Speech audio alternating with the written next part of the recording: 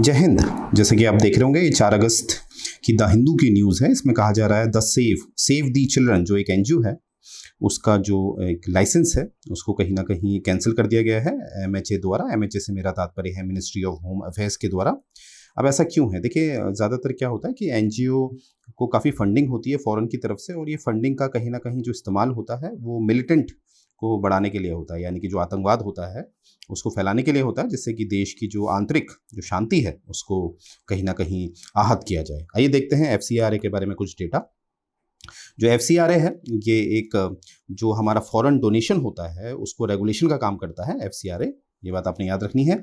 और ये जो एनजीओज को जो फंडिंग होती है उसको पूरा ऑब्जर्व करता है कि वो उसका सोर्स क्या है और वो किस लिए आ रहा है, इस तरह से। और ये जो एफसीआरए जो ये अधिनियम है, ये जो एक्ट है, ये पहली बार 1976 में लाया गया था, और इसमें संशोधन होते रहते हैं समय समय पर। तो अभी संशोधन हमें पहले दिखा था 2010 में ये एफसीआर में संशोधन किया गया था, और फिर हमें 2020 में इसमें संशोधन दिखता है। तो कहने का तात्पर्य है एफसीआर में समय समय पर संशोधन होते रहते हैं।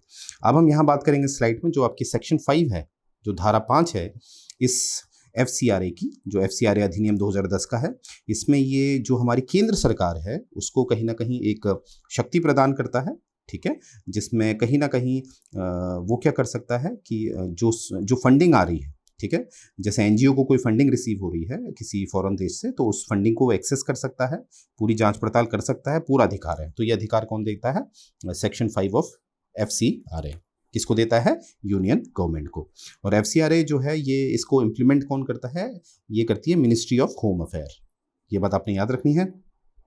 अब हम आगे देखेंगे। अब इस जो संशोधन हो रहे हैं उसमें उसके हिसाब से जो जो भी फॉरेन डोनर होगा, जब उसे किसी एनजीओ में फंडिंग करनी है, डोनेशन करना है, तो उसको पहले क्लियरेंस लेना पड़ेगा मिनिस्ट्री ऑफ होम अफेयर्स से। तो यहाँ से हमें पता चल रहा है कि ज़्यादा पिक्चर में कौन है? Ministry of home affairs. और यहाँ पर हम देखेंगे कुछ लोग जो ये 2020 का जो संशोधन किया जा रहा है एफसीआरए में, उसकी कुछ आलोचना कर रहे हैं। आइए देखते हैं वो आलोचना क्या है।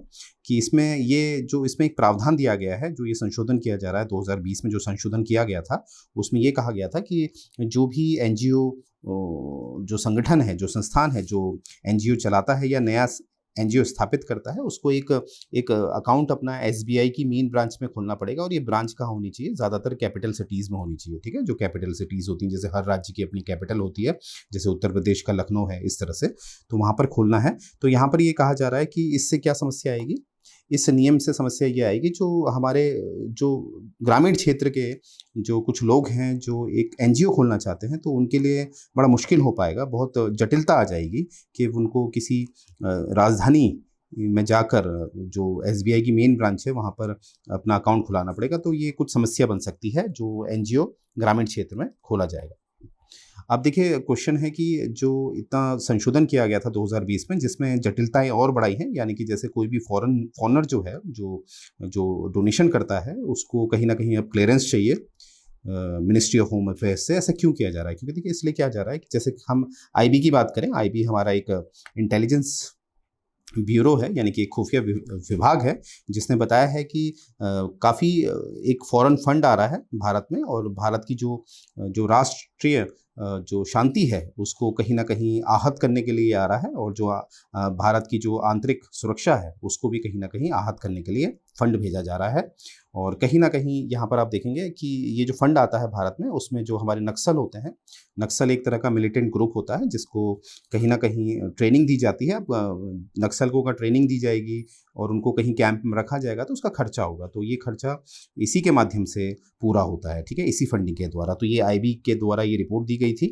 और वहीं पर बात करें सीबीआई की, तो सीबीआई कहता है कि लगभग 10% जो 22 लाख जो हमारे नॉन गवर्नमेंट ऑर्गेनाइजेशन है, यानी कि जो एनजीओज हैं, ठीक है, कितने? 22 लाख, वो कहीं ना कहीं अपना जो एक रिटर्न होता है, ठीक है, जो एक्सपेंडिचर होते हैं इनके, जो ये दिखाते हैं अपना, वो कहीं ना कहीं सही तरीके से नहीं दिखाते हैं, ठीक है। कहीं ना कहीं वो जो annual income and expenditure statement होता है वो सही से नहीं दिखाते हैं, ठीक है। इससे क्या होता है कि वो जो फंडिंग है वो ज़्यादातर गलत तरीके से इस्तेमाल होती है। तो इस तरह से क्या है, तो इसी आधार पे जो हमारी केंद्र सरकार है वो एफसीआर में संशोधन करती है, क्योंकि ये जो रिपोर्ट आती है, जैसे आईबीआई, माफ़ कीजिएगा, जैसे आईबी है, जैसे सीबीआई है, इसके माध्यम से जो भी ये डेटा मिलता है उस हिसाब से इसमें संशोधन किए जाते हैं।